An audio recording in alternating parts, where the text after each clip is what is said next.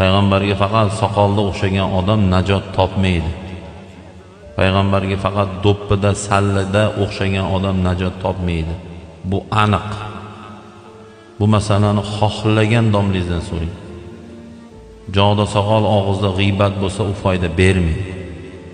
Boshda do'ppi, og'izda so'kinish bo'lsa, u foyda bermaydi. O'zi hoji kibrlik bo'lsa, foyda bermaydi. O'zi namozxon, yolg'onchi savdogar, foyda bermaydi.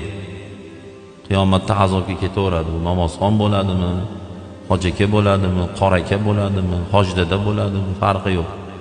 Kibr qilmasin, yolg'on gapirmasin, aldamasin, to'g'ri yursin, halol yursin, chaqimchilik qilmasin, birovni dilini og'ritmasin, laqab qo'ymasin, birovning ustidan kulmasin va hokazo va hokazo. Dinning go'zalligi shu bilan.